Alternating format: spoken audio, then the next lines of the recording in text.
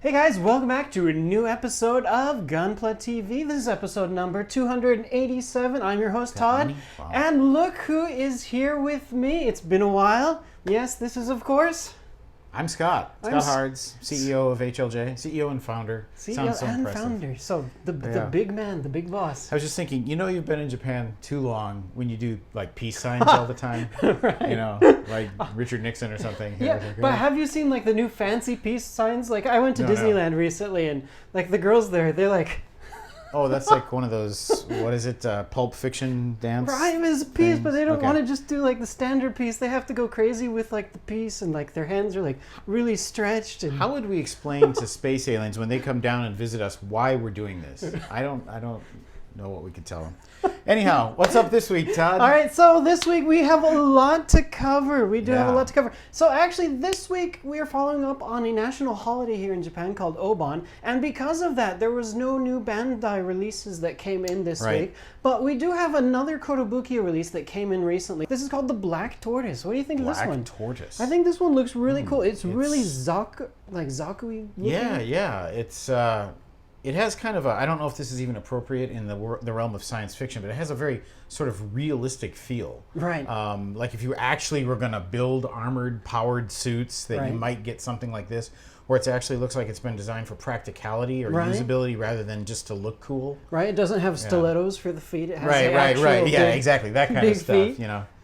I really like the look of this one. Function over form. Right, that looks. Yeah, this one looks fantastic. So when Very I saw this gritty. one go up for pre-order, I was like, man, I really want to build this one because it looks great. And I think just because it really looks zakui kind of, that you could probably just put it on the pose or like on the shelf next to your Gundam kits, and people would probably never know that it's not actually from It Gundam. would blend in, yeah. We've got, looking at the stuff on the side here, they have it in a very erect pose on the front here, but yeah, typical comic book, spread leg sort of poses on the side here to make it look a lot more action-y. Right. So yeah, that looks like it'd be a fun really kit. cool. It's a really big box too, so probably master grade size. I'm guessing it'll be pretty big. All right, but we do have some stuff to talk about that has been built. Yep. So we mentioned before last week and the week before that with Lindsay, we're going to have a new special guest on that's going to build the kit with us. Yep. And that is Scott. So That's Scott, me, yes. what did you build? What was the name of that kit? I don't have built, remember. of all things,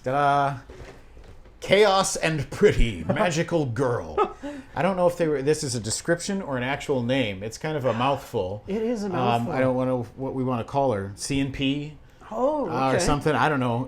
The CNPM girl. CPMG. Yeah, but from Megami Device, we have Kotobukiya's new Chaos and Pretty Magical Girl. Now, this was a bit of a first for me. Actually, it's multiple firsts for me.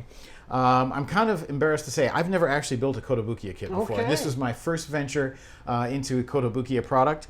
And I had heard some rumors about how they went together beforehand. I'm happy to say that, at least in my experience, none of those rumors came true. Okay. And it's definitely the first time I've ever done one of these cutesy girly things. Right. And I don't want to sound too derogatory here because it was actually a lot more fun than I was expecting it to be.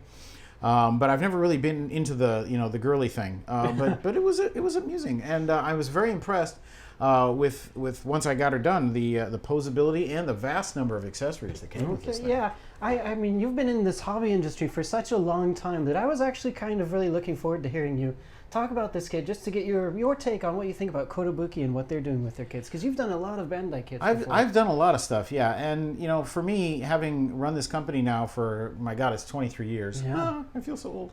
Back in the day, get out my old man. Back in the day, we had resin kits, and there are still resin kits, but they're not mainstream at all anymore. They're kind of reserved for the really dedicated folks. Right, it's really garage thing now. But resin kits where you have big chunks of resin, and you have to glue them together yourself with instant cement, and then trim the flash and use putty where the joints don't fit, and then paint the whole thing entirely on your own. That was how we got figures like this.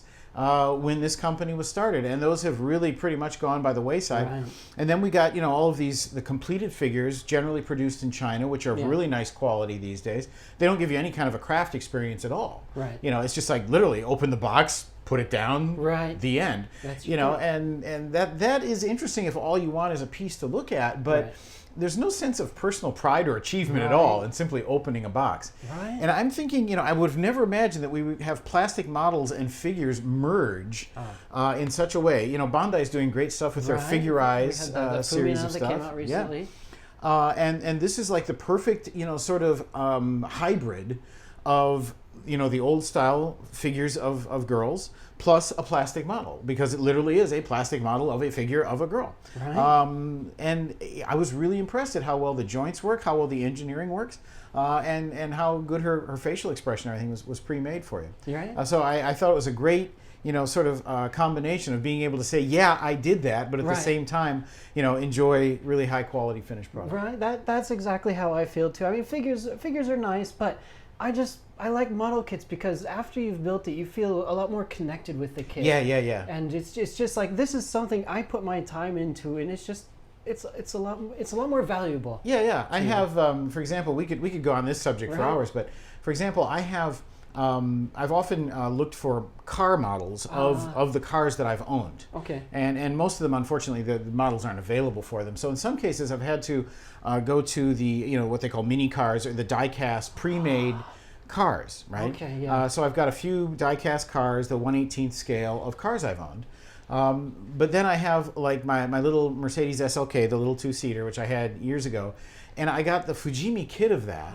And I built it, and they even had a separately sold decal set where you could make your exact license plate number, like you had on your own actual car and everything. All the prefectures are exactly. So I have a little SLK model that I built myself, and when I walk past that row of car models, 6 or 5 of them are all just took it out of the box and set it on the shelf, and one of them is the one I spent hours creating. And now, which one do you think I spend the most time looking at or admiring as I walk by? Right. So that's how it works. That's how the psychology works. I think once you've learned how to create something, even something simple, with your hands, you've now got something on your shelf that's going to give you a little bit of joy for probably the rest of your life, or hopefully as long as you own it. Yep. That's exactly how I feel. And hopefully someday somebody out there will make models of a Tesla. Someday. I mean, Tesla's pretty popular. They do have the mini cars of the Tesla, but not a plastic model kit as far as I know. Model. Maybe someday.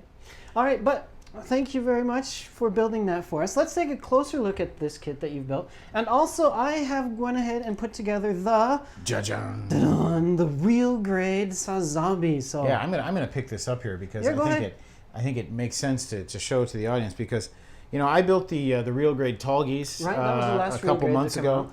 And I've started work on a couple of the other, like the RX-78, the basic ones, and my God, compared to this thing, they're so tiny. Right. This almost feels like a master grade kit. There's so much bulk and weight here. This thing is bigger than a lot of the smaller master grade kits. Oh, okay, yeah, no wonder then, yeah. But no, if you see this on your desk, as I did, I'm like, that's the real grade? And I was like, yeah, that's the real grade Sazabi. It's a beautiful kit. Quite hefty, yeah. I really like this thing. So let's go ahead and take a closer look at both of these kits right now. Okay, yeah, definitely. Let's check them out. So here she is, C&P Magical Girl, Chaos and Pretty Magical Girl. She really needs a better name. I don't know, Julie or something. I don't know. Oh, there you go. Because that's kind of a bizarre name for the kit, but what do I know? Again, like I said, this is the first time I've ever built a kit like this, and I was very impressed. A lot of people had told me that sometimes the Kotobukiya kits have some fit issues or loose joints compared to Bandai.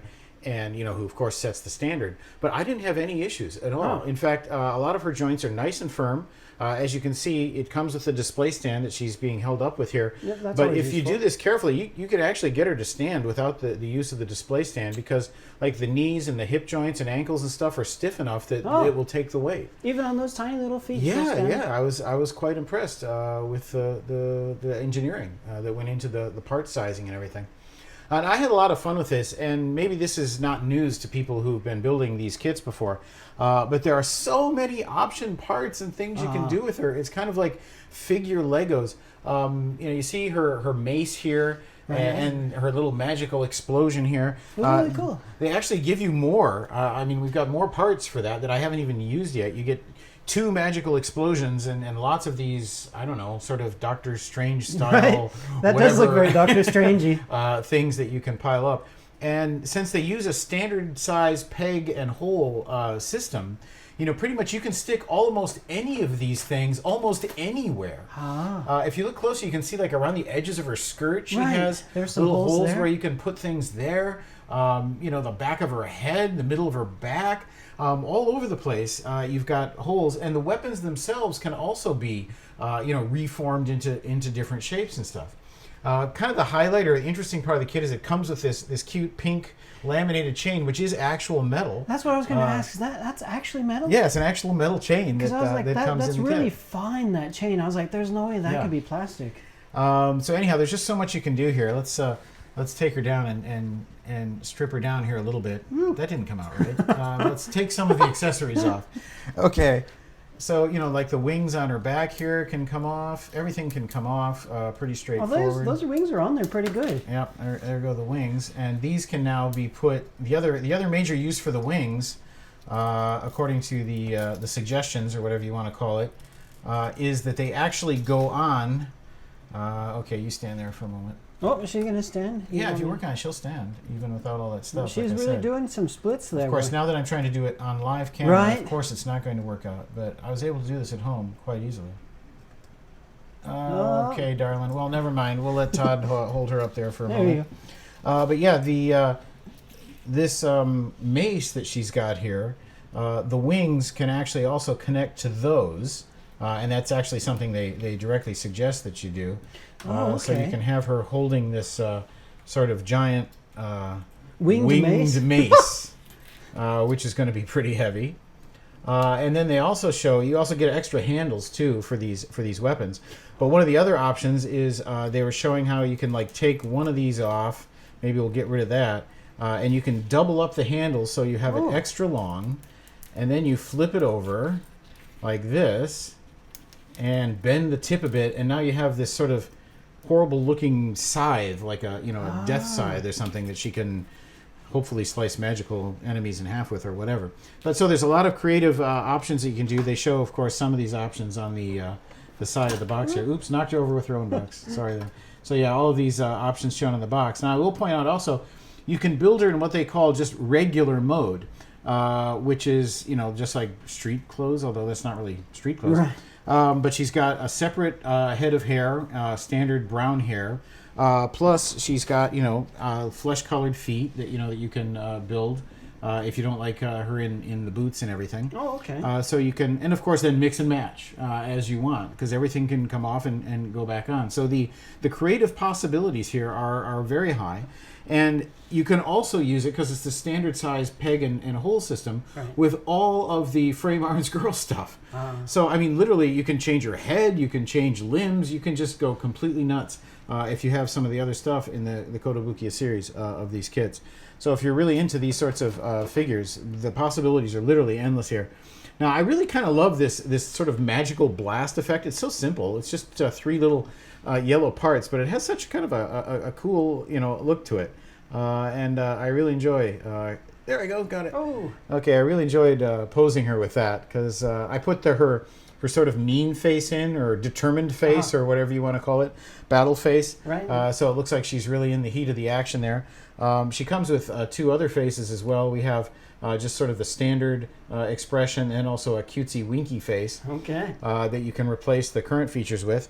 And if none of those, pique your interest, Kotobukiya also gives us a whole sheet of decals of additional eyes. And the instruction sheet also gives you recommendations for how to paint your own original expression on her face too. Okay. Do they give you a blank face if you want to use the decals, or you're gonna have to believe there's a decal blank over face. the blank face? Oh. Yeah, I don't believe there's a blank face in there. Okay, no. so I guess you'd have to paint one of those.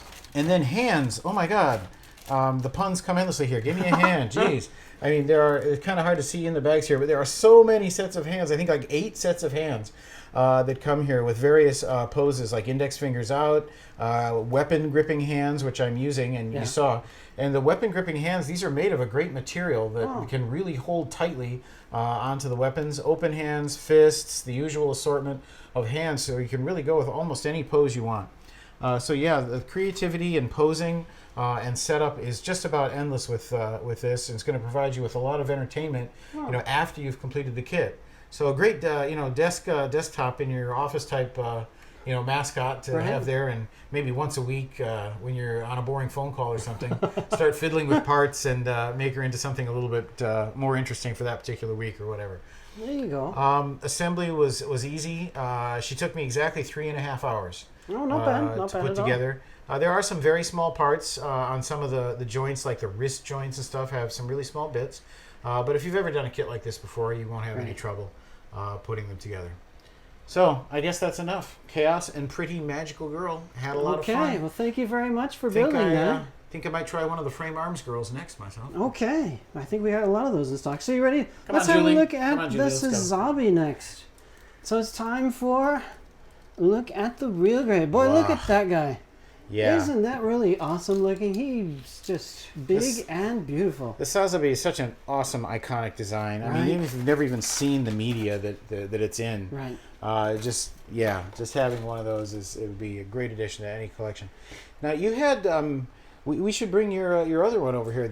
You want to see it? Compare? Yeah. Let's compare it just to see. Oh, this is the HG. Yeah. So I really love the Sazabi. So I had an HG Sazabi actually built at home, and I actually had to dust this guy off a bit, so there might still be some dust on here. But yeah, you can really let me hold him so you can get a better look. Get a good side by side here. Oh, let's see if I can not block him by holding it there. You can really see just how much more detailed the RG kit is. Right. Compared to that HG kit. If you look at just a great place to start is like these shoulder panels. You see all the detail and colors that are happening here, whereas on the HG kit it's just a single blank piece. Although if you were to watch the anime, I think actually the HG would probably be more accurate, more screen accurate. Anime accurate, but for those, who cares? This is cooler looking. This is awesome. It is tiny, just a slightly bit taller too, I realize. Although these are supposed to be the same scale at 1/144th. Yeah. But that usually happens kind of with the real grades. They get just a tiny bit taller. But yeah, boy, he's... Would I be correct in guessing that there's probably dozens of stickers that you haven't put on yet, Todd? Okay, let's take a look at that. Yeah, let's go right into the stickers. So, actually, I put on all of the stickers when you're building this kit. It requires you to put on a number of stickers. Let me see if there's one that I can that's easy to see that I can point out. Oh, they're most of the stickers. When you're building this kit, okay, here's one. Let's see if you can see this. Underneath his helmet there, do you see that little tiny silver sticker? Is that showing up on the camera? Here? Right in there? Yeah, okay, we're seeing, it's reflecting nicely now, yeah. Okay. Yeah, there's a little tiny sort of aluminum bit right there, yeah. So when you're building this kit, the instruction manual actually does have instructions for it, putting on some of those stickers. Probably the green thing here, that's probably a sticker too? Or oh, yeah, that one is also a sticker right in the there. Center of the forehead, and also here, let me see if I can open this up, because this is one of the tricks for this kit too. One of the gimmicks, they call it, is the ability to open up and see the cockpit on the inside. So they have the mono eye on the inside there, also has a little sticker. Sazabi pilots ride in the head? I believe he does. Not in the middle of the head. The torso or whatever? Right, I think there's like a little ball inside the head, and I believe that's where he sits, where Shar sits. I'm sure someone's going to correct us. I'm sure they are. Set us straight on that. But I'm pretty certain that was the case. So let me pop this back into place. So the instructions do ask you, or instruct you, I should say, to put on a number of the stickers when you're building this kit. But they have, we showed this during the unboxing too, there's a pretty large number of markings that you can put on. These are all stickers too. And there's this one, that's for the shield. I was going to put this one on actually, but I just, I don't know, I never ended up doing it. But yeah, that one goes for the shield. And you have a whole bunch of these other silver ones, but actually there was no call outs when you're building the kit to put on these silver stickers. On the instruction manual itself, look at that. It has the guide to where you're going to end up putting all of these stickers on. So I would imagine that's going to take quite some time. That'll take you a couple, 3 hours at least, I would think. As long as you're comfortable working with tweezers and are pretty good at sticking these babies on. Now these are sticker type stickers, right? Not slide decals. These are not slide decals, and actually that's kind of why I didn't want to put them on, because Bandai with Senanji, which is the last Red mobile suit that they did, that was like right before Sid left, I think. Sid actually built that one. They did end up coming out with a separately sold water slide decal set. So I actually probably, I can't say for sure, I'm not Bandai, but I would imagine if they're going to come out with more water slide decals, this would probably be at the top of their choices. Top candidate for doing the top it. candidate Okay. for kits to have water slide decals. So I'm going to hold off on stickers. But actually, another thing to mention, just because of all those details on this kit, it's really kind of busy looking for by itself without any of those markings on there. I just imagine with all those extra marking stickers on here, he's going to be a really busy looking mobile suit.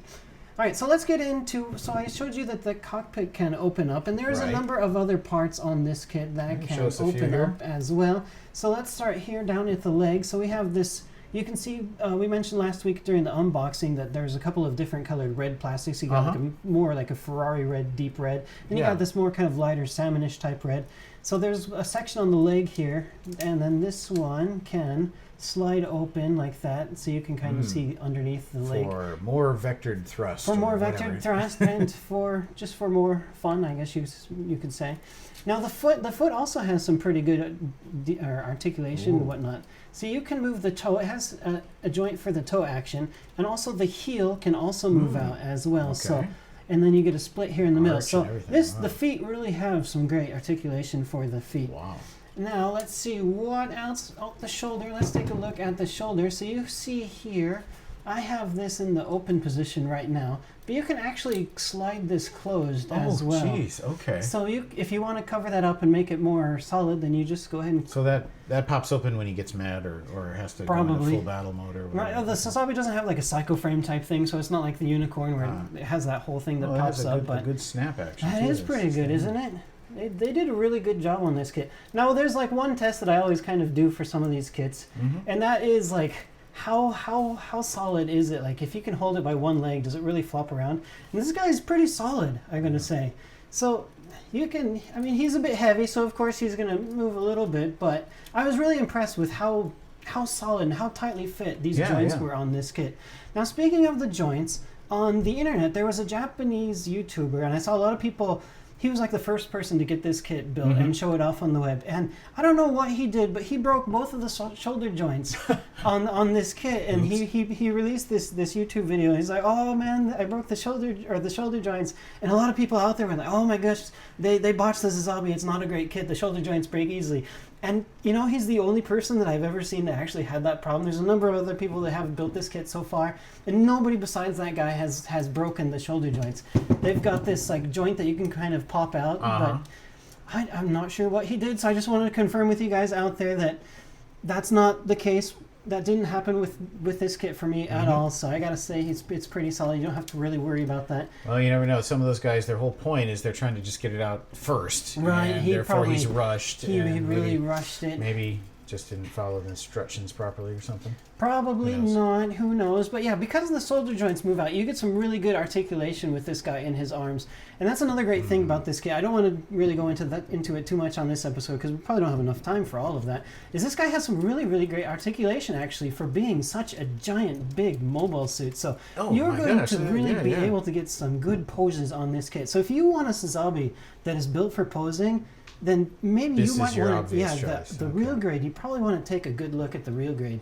Now, I would say though, I do want to mention about building this kit that if you are a new first-time Gunpla builder, this kit might not be for you. The best choice. I mean, it went together really well, and I really didn't have any troubles with this guy, but it's a real grade, of course, so you do have to, there are some parts that might be a bit easy to break if you don't really know what you're doing. Yeah, real grade kits really aren't, sort of like introductory level Gunpla kits, that's for sure. So I'd stick to a few high grade kits and maybe a different real grade kit before you try diving into this guy.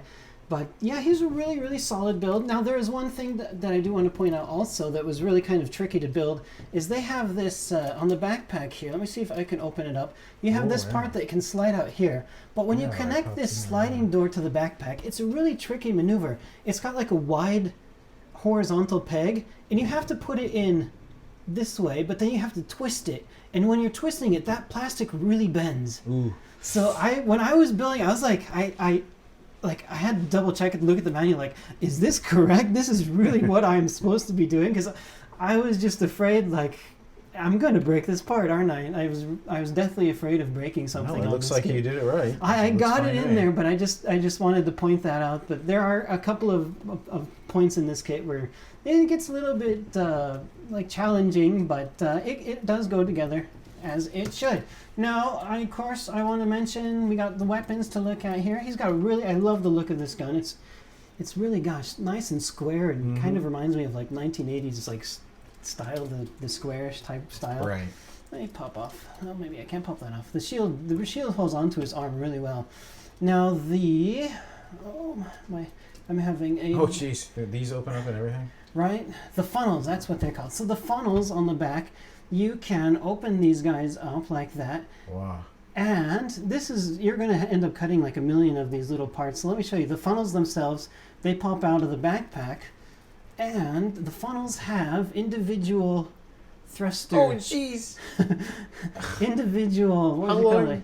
Like thruster doors. Take to put together? Right, so you have to cut, and there are 6 of these funnels in there, and each one of these has 4 different doors to do. So this gets really fun trying to cut these all out and clean them up from the nub marks and what have you. So reminding me of doing the track links for King Tiger or something, where you have to do the same task over and over. This is nothing compared to track links. If you guys have ever tried to build like an individual link take, so.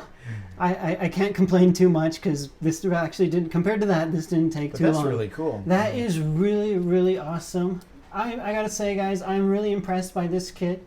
I mean, it's only August, but I'm gonna say this is one of my favorite kits so far from this year because I really love the look of this guy. I'm actually a little jealous, Todd, because I wanted to build this for this show when we saw the release list, but scheduling just didn't work out, unfortunately. Oh, I'm sorry. No, it's all right. You got your moment of glory, but damn, it's an awesome looking kit. It is a great one. I highly recommend this one to you guys. So I mean, he just came out, and he was actually in stock. After he came out, he was in stock on our site for a while, but I believe he is now back ordered again. But we will be getting more stock of this guy soon. So if you guys want this one, get your order in, so that way you get your name on the list, and you'll be able to get the kit as soon as we get enough to fill all of those orders. So yeah, highly recommended.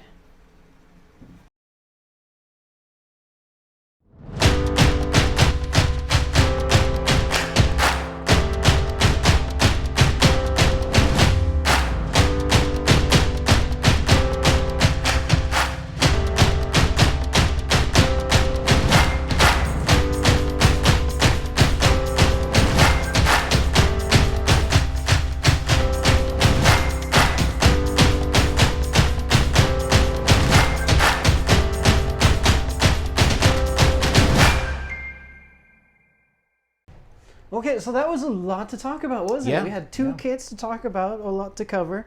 So I think we need to get going on wrapping up this episode. But do we have some comments from last week? We have let's see, we have 2 comments real quick here that I'd like to share. One from Dual Waltfeld. Got this comment on August 17th.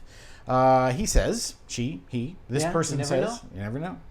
The Build Fighters kit you were complaining about that didn't get a release was a PF78-1 Perfect Gundam, which was only ever released twice. Right. The first time in 1984 in 1/144th scale, and the second in 2003 in 1/100th scale as an MG. Right. So it does exist. You'll just have a hard time finding it.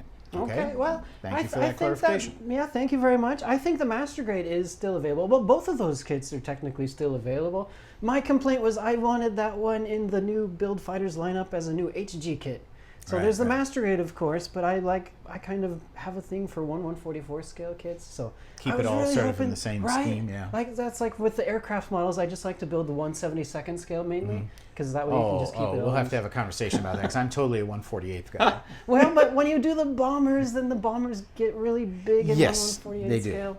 If you do bombers, but I don't want to build 4 propellers and 4 engines and we're getting off or topic 6 here, if you're going for a B-36. Yeah, that's Speaking true. of which, there was a 1/48 scale kit that should be coming in stock, and that was a resin fiberglass thing because it's so huge. Of a B-36. A B-36. That would be that wingspan would be like over a meter or a meter and a half or something. It's a big kit. So Brian actually he's the one that's bringing that kit for us at some point. If you're not familiar with this, folks, look it up. B-36 Peacemaker, right? Peacemaker, that's the Peacemaker. The biggest propeller-driven bomber the United States ever created. Right. Monster thing. 6 propellers, and also it had a total of 4 jet engines, I believe. Yep. So crazy. It had quite the power to it.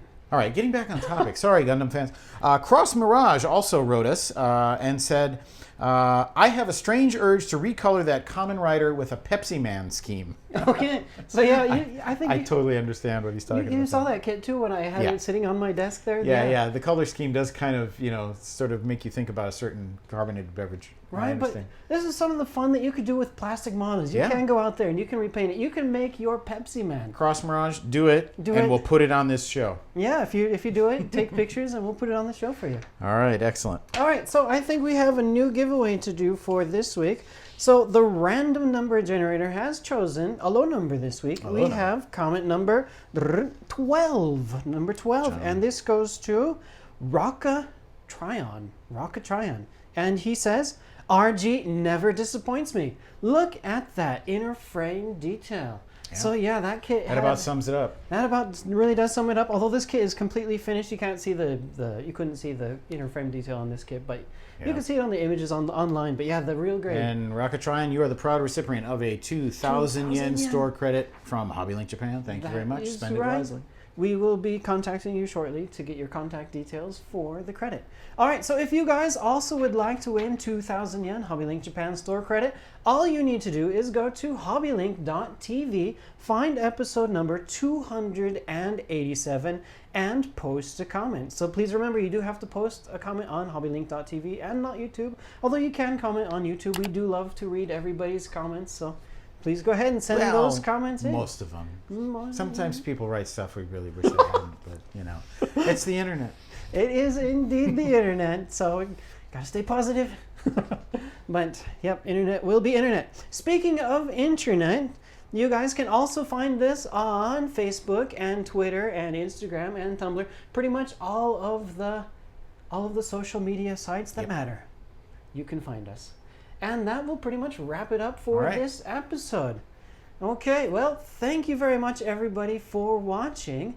And we will see you again next week. Take care and keep modeling.